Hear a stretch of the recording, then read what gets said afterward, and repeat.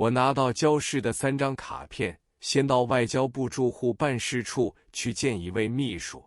他见到交易堂的名片，就取出3份表格，叫我填写。表格中有一项是去日本的原因，我迟疑很久，秘书便对我说：“你想快，不妨写留学2字。”我就依了他的话，将表格填就，并且附照片6张，付工本费银元4块。意料不到，7天之后已有通知书来了。我很高兴地带了2瓶白兰地酒，预备送给那位秘书作为谢意。护照拿到了手，我开心得很，正想把洋酒双手奉上，不料那位秘书未脱书生本色，对我的礼物坚决不受，出乎我意料之外。我领到了护照，就到虹口内山书店访问那位名满上海的日本人内山完造，谈了好久。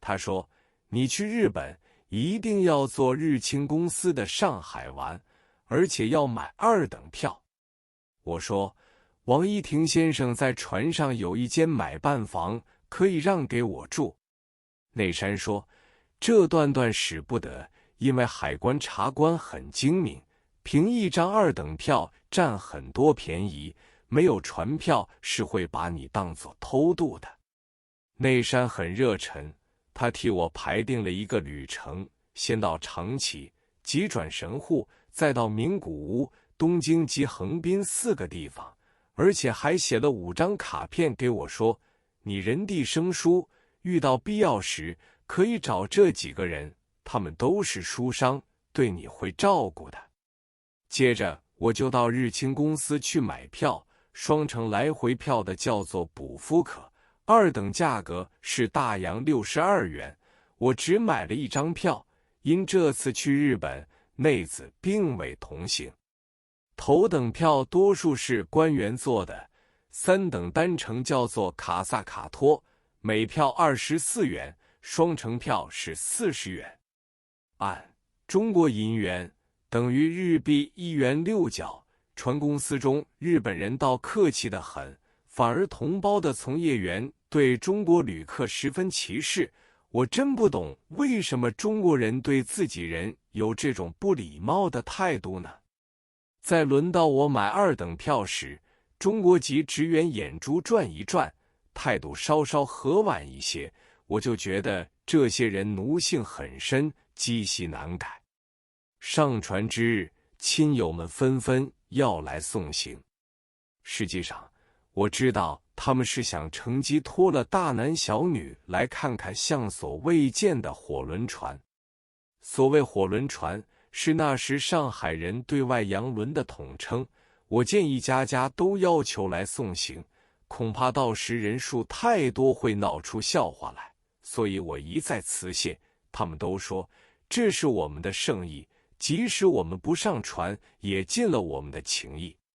那时节，日清公司的上海湾船小得很，只有4000吨重，是停泊在东西华德路、金长治路、惠山码头。上船时，我的母亲、4父与我的太太同乘汽车到了那边。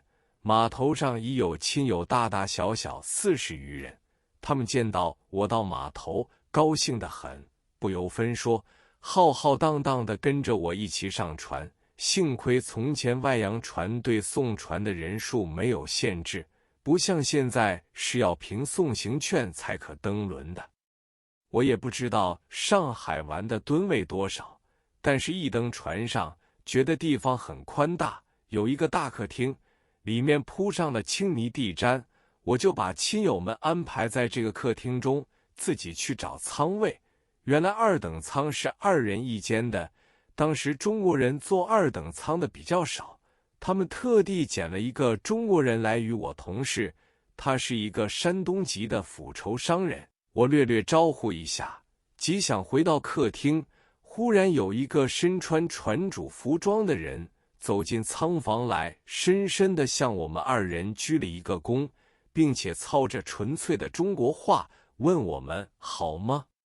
跟着有一个中国侍者拿了2盒寿司来，这是一种日本点心。船主说：“今天你们有没有人送船？有的话，我准备每人送一盒。”我答说：“有是有的，只是人数太多，不好意思。”他说：“没有关系。”说着就走。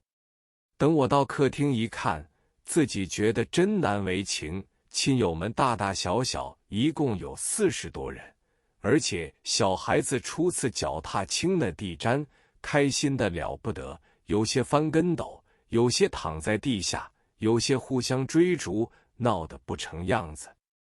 我正和几个老人家话别，见到母亲又笑又流泪。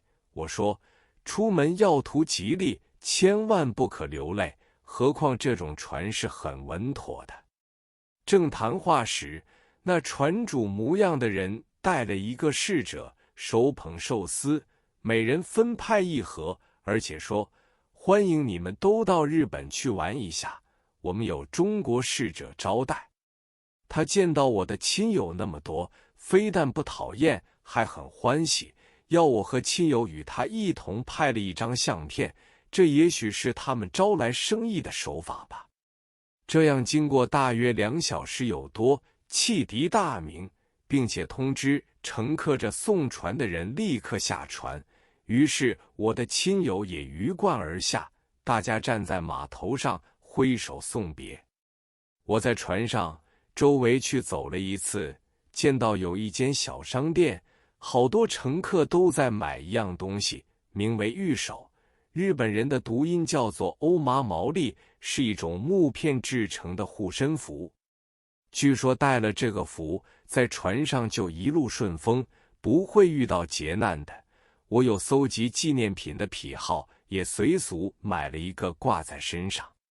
3等舱陈设旧得很，有许多日本男女都是席地坐卧，中间不过隔着一道道木隔板，在我们中国人看来，男女杂处，很不雅观。下边又有一个大筒舱，连木格子窗都没有，男女混杂，更为紊乱。其中有几位中国劳工竟然在一张矮桌上打起麻将来。日本人也懂得玩，因此有6、7桌麻将噼噼拍拍的打得很热闹。头等舱分洋式、和式2种，洋式的有床，和式的全是榻榻米。进餐时，大家都进餐厅，一律吃日本菜，彼此席地而坐。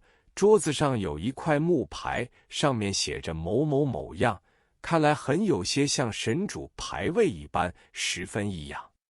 2等客进餐都是一套朱红色的7盒，全是中菜，一汤一菜，一个点心。3等客吃一种便当，这是木片饭盒，除了白饭之外，只有1条干鱼和几片黄色萝卜。汤是味噌冲的，是一种很普通的酱油汤，气息很特别。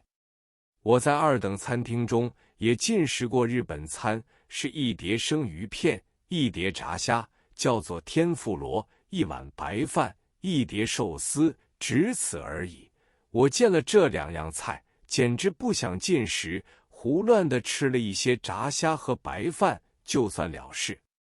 但是日本人个个吃得津津有味，多数还要饮一樽酒，叫做菊正宗脱壳里。吃罢之后，高声击掌歌唱，醉得横七竖八。